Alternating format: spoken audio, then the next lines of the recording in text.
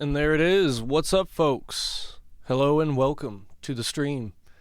I am joined today on this Sunday by my co-host Pepe. And he's actually saying he's got something for me, so we're going to check and see what that is in a second. But first, I want to shout out, where is it at? The hoodie.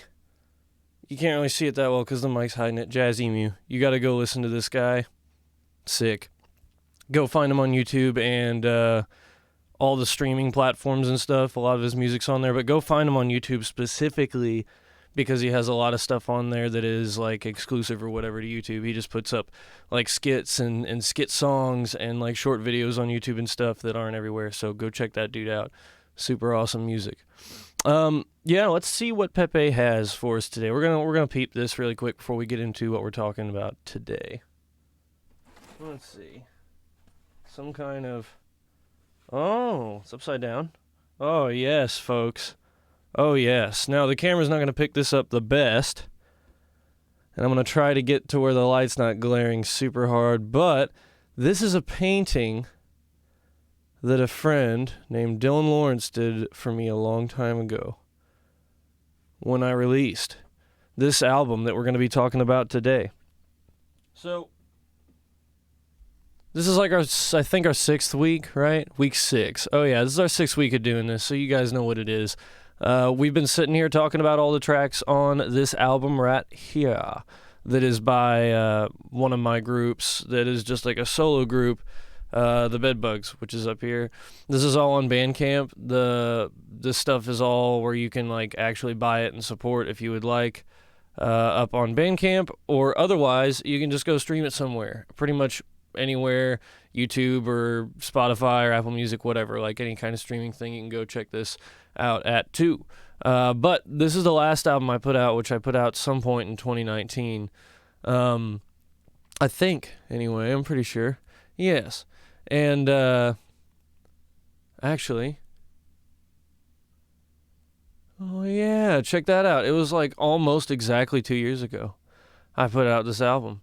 In fact, if I would have streamed last week, it would have been a lot closer. I did not stream last week for those of you that had noticed that because I was sick. I had some kind of like really bad sinus infection kind of thing in my chest, and it was just awful. And yeah, I got over it pretty quick. Luckily, it wasn't COVID because I've had that before too, just one time, and it kicked my ass. That sucked. But, I mean, vaccines are a thing now, and I've been getting into that, so that's good news, right? So hopefully everybody out there is staying safe and having something like that done. Yeah, man, we're going to look at this track today, track 5 on this album called Shame. The track name is Shame. Let me click on it here because whenever you click on these on Bandcamp, excuse me, you look at the specific track art for each track, which that painting I just showed you is for this one, for Shame. Yeah, my friend Dylan that I've known for a long time, and we've played a lot of music together and done a lot of stuff together, but whenever I had this album and the idea for the album where I wanted to do a different specific piece of art for each track and have somebody else work on it, you know, for each track, Dylan was one of the first guys I thought of because he's just a good friend of mine, and he's always been an artist, but at that time especially was getting more into visual art and stuff, you know, and like painting and drawing and that sort of thing. And I was like, dude, you gotta do something for the album. So he did this song, and it's just such a bizarre painting. I always thought it was really cool. There's a whole storyline that kind of happens within the song, and this kind of, in Dylan's way, there's like a storyline within this that he kind of reflected with that song, in the way that I kind of laid things out lyrically, and we'll go through that too. So before we do any of that, though, I want to peep the song because it's been a while since I've heard this one, and it's super sick. So let's see. Nice. Here it is. I'll leave this up while it's rolling, folks. Oh. 1 second. I knew something was off. There we go. Switch the sound source. All right, folks, here you go.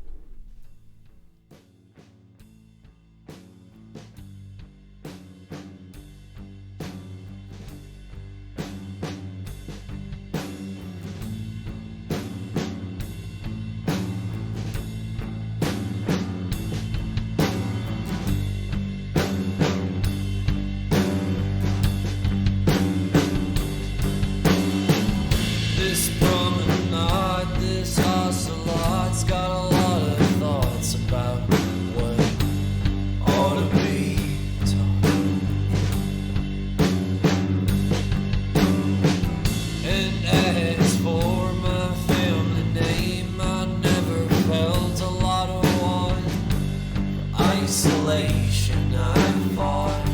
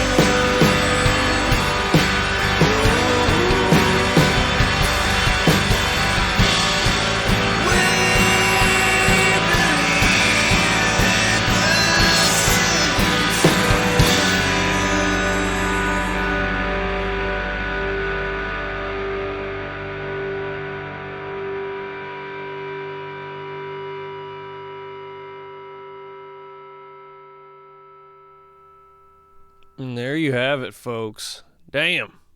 That's an awesome song. I love that song. That is definitely, for the Bedbugs, one of the more impactful, and it like leaves a crater in you when you're done with it kind of songs. I love those. Man, it's just such a cool feeling that I like to go for with like almost. It's almost like music that doesn't even just have a specific sadness or dreariness or macabre to the one story, but almost that it just broadcasts it like globally and casts a pall over, something bigger than just the self. Like there's something huge about that kind of thing for me, and this was definitely one of my songs that I felt like I really hit that vein well, for what I was capable of, what I am capable of. Such a cool song, man. So let's get into the lyrics and kind of talk about the art along with that somewhat, and see where all these things kind of tie in, and what I'm even talking about. So starting with the lyrics, I guess here, this promenade, this ocelot's got a lot of thoughts about what ought to be taught. Excuse me. That's not a lyric. And as for my family name, I never felt a lot of want. For isolation, I fought. So this character in this story is kind of talking about themselves at this point, this specific feeling. This promenade, this ocelot's got a lot of thoughts about what ought to be taught is a really good alliterative example of like me in my writing, taking a lot from people like people in this case pretty much exactly from Zach Little of Saint Seneca. A lot of stuff that he does. He does a lot of alliterative kind of hammers over the head of like the same point, like making the same point with the same kind of sound out of the words.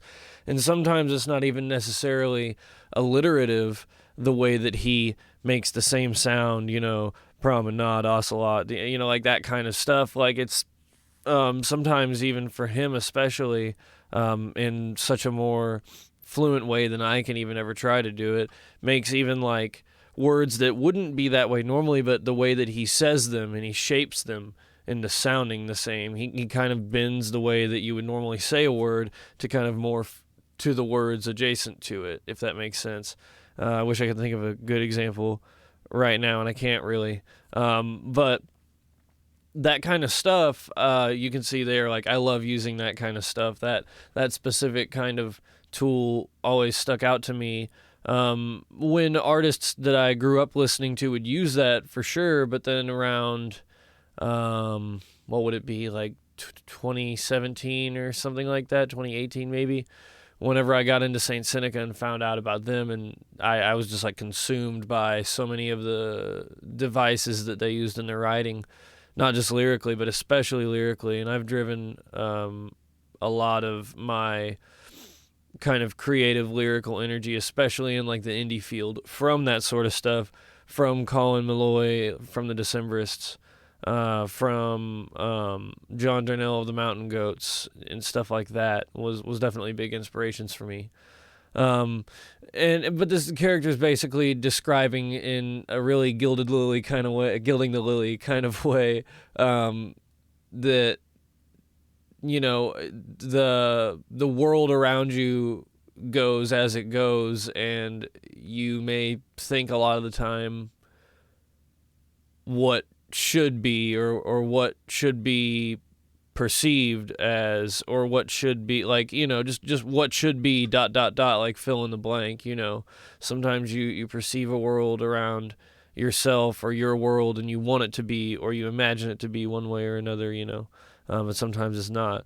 And this specific character here is even saying in the way that he was not, he didn't want to be born into the family that he's born in. As for my family name, I never felt a lot of want. For isolation, I fought. That kind of thing was just sort of this character who was so self-loathing that he, the world to him was like constant state of swirling nothingness, which is kind of like the concept of the album, the Centrifuge, that we've talked about, and that he didn't ask for any of that, and he just wanted to be isolated and find his grounding in that, in just the one thing that he could find grounding in. But then the next stanza here says, that path led a little more away from the center than I thought I'd remembered, and that painting leaned a little more to the left than it had in that story you'd believe I'd read. This is starting to get more to almost, excuse me, my sinuses are not the best right now. that's getting more almost into it's taking these situations that are obviously like very character specific.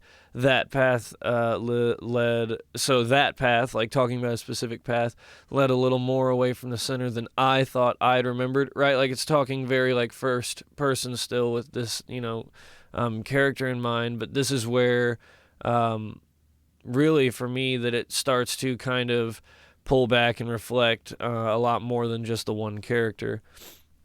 Not that anything necessarily, like lyrically points to that. It's quite the opposite. But it's all a big window into the lives of more than just this character. But I feel like for that stanza, it kind of starts definitely pulling away because it kind of talks about this path that led a little more away from the center than I thought I'd remembered. It's kind of this recollection of it's like a metaphor of just like recollections of things that we have that from one person to another either seem so much better than we remembered them being. Like everybody fantasizes about being a kid again. Oh, how awesome it would be to be a kid and just not have any problems. And that's probably true. It would be dope. But, whenever you're a kid, you don't see it that way. You see your problems just as if that kind of thing makes sense. It's sort of this metaphor for something ill-remembered, whether in a good light or in a bad light. Like things are a little bit more off-center than they, you remembered them. And then that painting leaned a little more to the left than it had in that story you'd believe that I'd read is again that same kind of concept. That same sort of, this thing was not as it was remembered or whatever. It's really cool kind of veil of the human, psyche in some way. That sort of reveals itself why that's being talked about more toward the end. The next stanza is, you shuffled through the abyss and stuck with the shame. There's the title drop, showing fortitude and feign in the way your mind deflates your mind. So that is also kind of this character, so to speak, but the metaphorical, blanket kind of statement of more than just the character. Whatever we do, however we remember things, and however we move forward, and whether we spin and spiral in this weird world or we find some kind of isolation to give us some kind of center or whatever might be happening in this character's story or in others, this is a very, dark down story about the shortcomings of us all and that kind of thing. And shame is kind of the centerpiece of that, because no matter how much you shuffle through this abyss, you always stick with that, with the shame of being human and being in the world. If that, if you're always trying to get away from something that is what you are, then you're gonna feel shame for being that for the rest of your life, because you have no choice but to be that. Like you can't feel shame forever for being human, because you are human, and no matter how much you fight for some kind of isolation or solidarity, you're always going to be a dude, in the world, that kind of thing. And you can't like run away from what you are, sort of thing. So it's a very dark reflection of seeing ourselves in the way that we really don't want to see ourselves, basically. But that teaching the story kind of through this guy or this character, but in that metaphorical reflection of us all, really, in some way, that you got to fight against that, or else it's going to consume you in some way.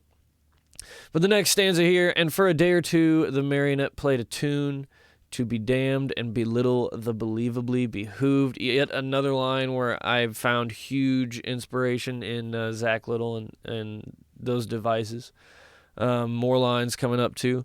And how Barbara, that barrel-bellied, baby-bearing bother, did beat that boy silly. And how Billy did bully, turn back and beat that woman dead, beat that woman dead. Ooh, that's dark. Yeah, that's this is most definitely now this much bigger kind of image of, it's telling the story of multiple people now, like by name. Barbara, the barrel-bellied, baby-bearing bother, is talking about this this pregnant mother, or this pregnant woman, whatever, that is this barrel-bellied bother, that she's always like abusing her family, which I think in this case is talking about Beat That Boy Silly is her other son that is already born, and then Billy is the son. How Billy did bully, turn back and beat that woman dead is talking about him killing his mom because she's so abusive. And, then even in that way, like she was pregnant, and that's fucked up too, right? Like basically killed a baby too. So it's like really messed up, like this abusive, very human story of like, it's just vulgar. It's fucking vulgar. It's evil. It's bad. It's awful, right?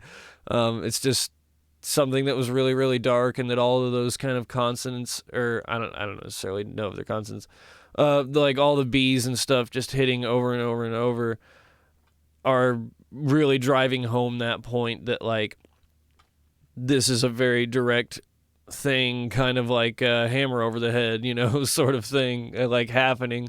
That if at no other point in the song calls for your attention, that this moment would call for attention, because that device of using those same sounds and those same letters over and over and over and over is being forced just as hard as the darkness of the story is being forced. And just as hard as Barbara is forcing herself on her son Billy, and just as hard as Billy is forcing that decision that he made back upon his mother. Like all this, it's like this dark swirling cesspool of just continual like suffering, which is cool. Continuous suffering, holy shit, is actually a song title of one of my old death metal band's songs. That's cool. That's awesome. But yeah, it's a really dark story, obviously. And then it ends, the song ends in, "We believe in the centrifuge. We believe it through you. We believe in the centrifuge." And this song was one of, if not the, it was one of, I think. I can't remember if it was the first song I wrote for the album. It may have been, and it was one of, at least, one of the first songs I wrote for the album. And it was actually called The Centrifuge. The song title was going to be The Centrifuge, because I didn't have the album title made up yet. And by the time I worked through the whole album writing it, and then I came up with the album title, and the kind of, all those things started becoming more apparent, I wanted to call the album The Centrifuge, but I didn't want to have a situation where, okay, I have a song called The Centrifuge, in which the name is dropped in the lyrics, The Centrifuge, in which the album's name for that song is also The Centrifuge. I didn't want it to have this big tail downward that was like too forced and obvious, that was like, this is the idea, this is the concept. I already thought it was enough to kind of put in the lyrics and then also call it the song title, because a lot of the time, depending on the album for the Bedbugs and whatnot, but usually I'll try to avoid super apparent stuff like that. Sometimes that's what I'm going for, but in this case, I mean, even the new title I came up with is on the art and is in the lyrics, so you can say what you will. I do both, but I didn't want it to be triple layer of just the centrifuge going through the album to the song to the lyrics and stuff. Like I wanted it to be less apparent than that, and I wanted to kind of shape the story more around the concept without just drilling right down the center, But yeah, that's basically saying that we believe in the centrifuge, we believe it through you. That stuff is basically saying like, yeah, this world that we're in is crazy. It is throwing all of us around constantly, and the whole dark comparison of a few stanzas, 4 stanzas of lyrics before that is a really good example of that, and a really good example of how dark the human spirit can be. And so Dylan, I'm probably not going to do this justice as for what he exactly had in mind. I have mentioned before that like each time I get a piece of the art done, or I had gotten a piece of the art done from these artists all on the album, I asked them, I talked to a lot of them about what the inspiration was, what they pulled from the song that they listened to. I let them obviously listen to the tracks to get an idea for what the art was going to be for themselves to put down. And I asked them, is there anything you pulled from the song? Is there any inspiration for you specifically? Not even from the song, just what inspired you? What was the purpose? Where did you draw things from? How did you do it? And just all those kinds of things. a lot of those conversations were had long ago, so I don't remember them that well. But again, I'm probably not going to do this perfect justice as to, if Dylan was here to speak for himself. But this piece kind of just reflects in its own way this kind of abusive relationship, where there's, a woman crying and holding a picture of, I believe, her kids, of which one, I'm pretty sure is going to shoot himself in the head or something. And then, or that may even be, I believe that's their kids. But yeah, I mean, and I'm not sure what's happening with this. Maybe it's not their kids. Maybe it's them when they were younger. The married couple here, whenever they were younger, or something like that. Again, you can see why I mentioned I'm not going to do this much justice, but it is this very abusive relationship in reality, whereas something gorgeous and beautiful was remembered. We all remember things sometimes the way that we want to, but in reality, there is now quite literally like a troll dude sitting here. Like, he's like a troll. He's a monster, has kind of morphed. And I almost in this moment even can just see this as maybe, and like the whole room around them looks crazy, like scratch marks and just bizarre looking wall. And the bizarre color scheme of the blue and the brown is just so like warping kind of, and like the dude looks like a troll now, right? Like all these bizarre kind of elements to the room around her, that it could even be that she's just hallucinating all that, and that her delusions of all of the shame of being herself and living in this abusive relationship or whatever have kind of morphed the world around her. Or it could just be that that's physically what it is now. That is just like, yep, it's way different than it used to be. But, in whatever case, that's essentially kind of what's happening there. And it kind of reflects in a really, really cool, bizarre way the fact in the song that it's not just about one character. It follows one character at first, and then it splits into talking about this Billy and Barbara character, and it kind of, but again, like reflectively and kind of metaphorically, it casts out upon the the masses, I suppose. And this was just a really bizarre, cool way to kind of represent that. And if I'm not wrong, was also one of Dylan's first paintings from picking up doing visual art again at that point in time. He was doing some other paintings and stuff. I think maybe I can't remember exactly how many he had done, but this was one of his first kind of getting back into it. I do remember us kind of talking about that, but he had some other things going on, and I kind of threw this at him, and he was totally willing to do the work, and I thought it came out great. It's just such a bizarre, cool, twisted look at things, and I really liked that. So it almost reminds me of the art style, especially like around this photo that she's holding, this Polaroid or whatever. I used to be in a band whenever I was a kid, or at least whenever I was younger, that was I was a kid pretty much. Trying to remember how old I was. Maybe 18, 19, possibly 20. I don't know. It's quite a while ago. But the band was called Housewife, and it was really cool, like indie and rock, and we just sort of experimented with the sounds that each of our members came up with. Sometimes it was a really cool thing about that band that each person brought their, it's like a cheesy thing that you hear a lot of people say about the bands that they're in. If you watch like band interviews, like each person really brings their own element to the band, sort of thing. But I've played music with plenty of people where it doesn't feel like there's some unique element being brought. It just feels like, okay, there's like time being locked here or something. But sometimes you play with people and it doesn't feel like there's something unique there being brought to that project. It happens, right? And those guys really made it seem interesting, and like there was, each had their very own element to it. I really enjoyed playing in that band. It was me and a guitar player and a keyboard player and a bass player, and the keyboard player sang as well. And even the guitar player did some backups on the album and stuff too. We had an album out. So it's probably out there somewhere. If you try to go find Housewife and you find an album cover that kind of looks like that. In fact, I bet I can pull it up really quick while I'm sitting here. Yeah, it's out there somewhere. The album is called Name It Trash, Faulty Mechanisms. It's pretty cool. But this was the cover of that. I'm pretty sure you guys can see that. Yeah.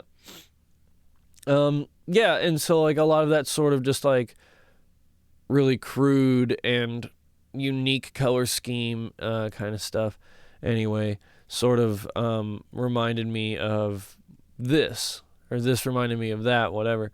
Yeah, it was just really cool. It was a super cool song. So it's definitely one of the darker songs in the album. I did a lot of stuff whenever I was like writing this song where since this was going to be, before I made the album and conceptually fulfilled that and then called it the Centrifuge, like I said, I was calling this song the Centrifuge.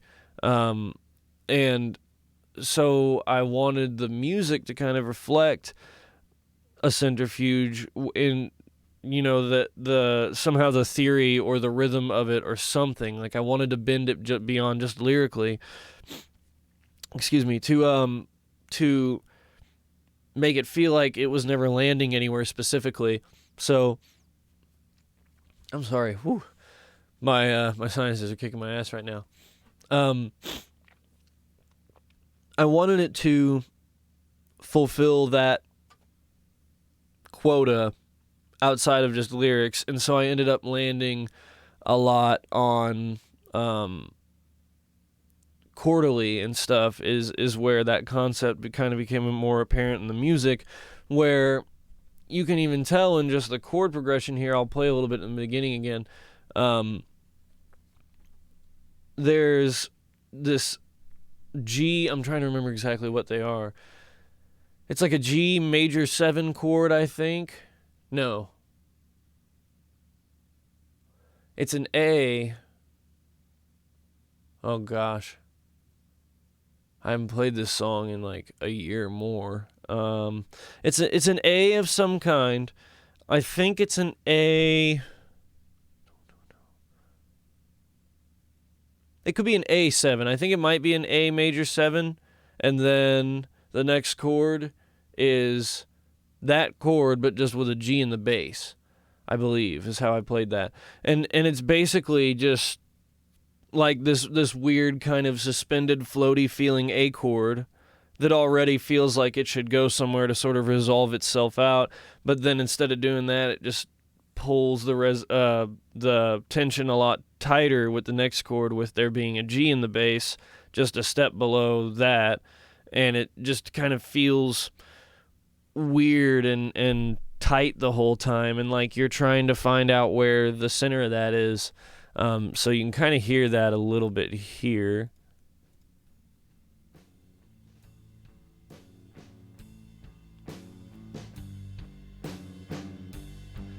Especially when I strum that whole chord. Here's the A one. Feels like it should go somewhere to resolve. And then there's that G with the rest of the same chord still floating over the top of it. And it's more apparent in other parts of the song. Right there, I'm sort of just like mostly palm muting the bass notes, the lower notes of the chord, and then the accents. Dun, dun, dun, dun, dun, dun, dun. I'm sort of hitting the whole chord on those. At other points in the song, I just am full strumming, like in the end of the song even, I believe. There's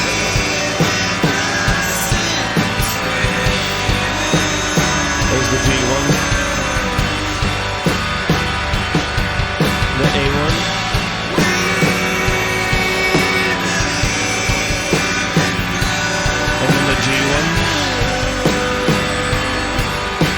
And at that point, I'm literally just, even I remember while I was recording, I was like beating the fucking shit out of those strings, just getting those big hits in the guitar tracks, and not necessarily focusing on, because even with those chords, you can play it so many different ways where you can emphasize the bass notes more or less, or any of the other notes more or less, and make it focus on that more, and then you can almost very well and clearly hear just the stepwise difference in the bass notes, and it seems more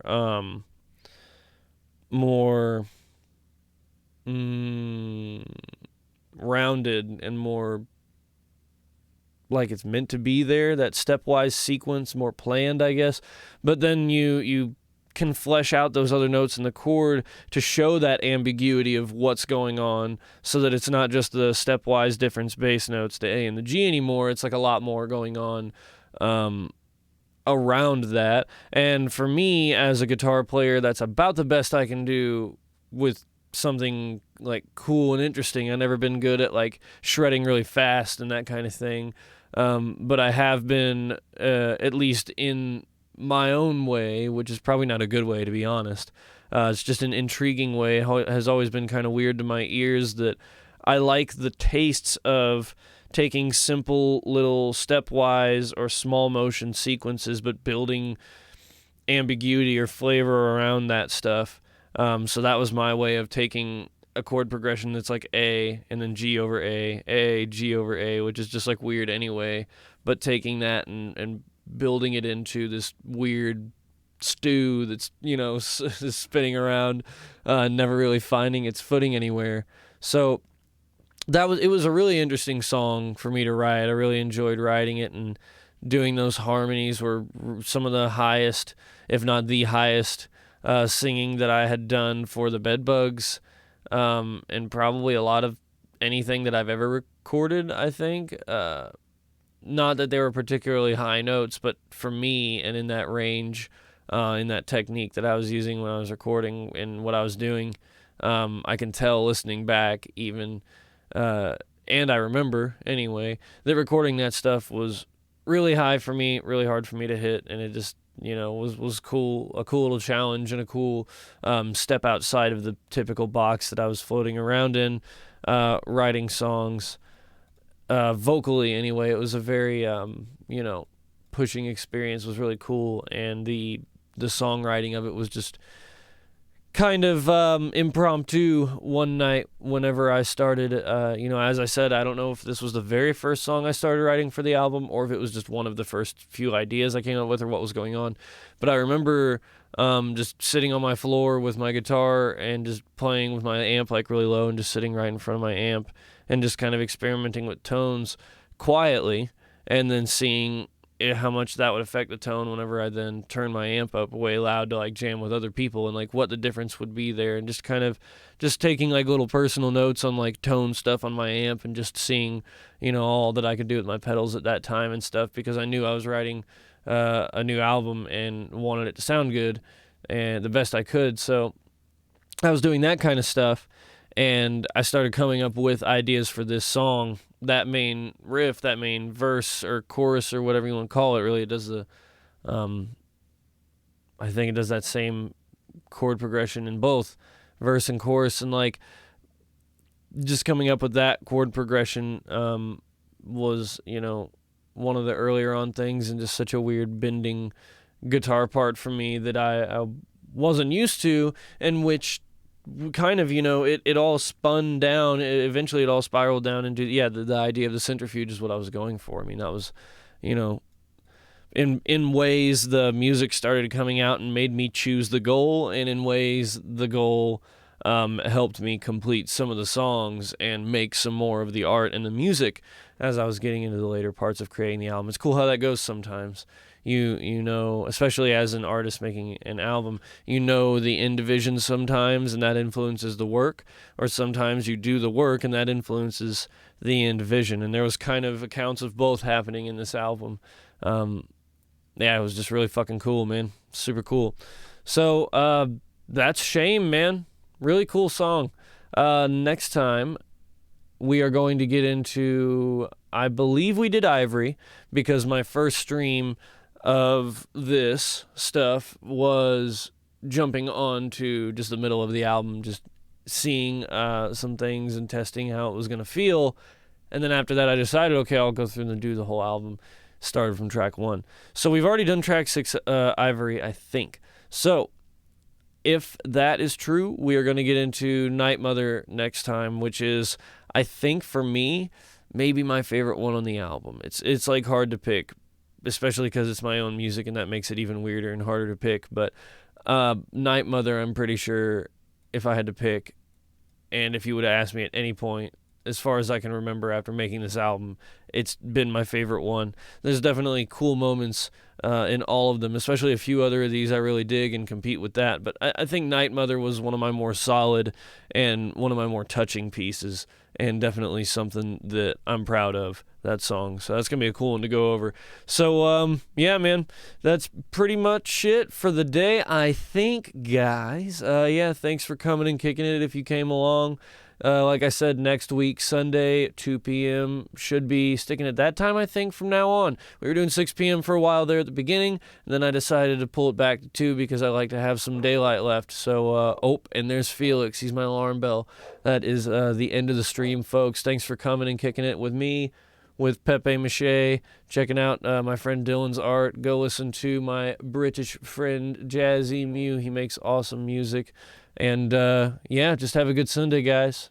Be good. Be cool. Yeah, man. Just kick it. I've been watching a lot of this guy on YouTube. His channel's called Dead Meat lately, and he does a lot of, like, horror movie stuff. And he always says, be good people at the end of his videos. And I almost let loose with one of those. But I can't. I didn't. So let's not talk about it. But go watch that guy, too. His YouTube channel is actually pretty awesome. Especially if you like horror movies and stuff. Dead Meat, super cool. Yeah, all right. I'm going to go kick it with Pepe Mache and do some stuff for the day, guys. So, peace out. See you next time. Bye.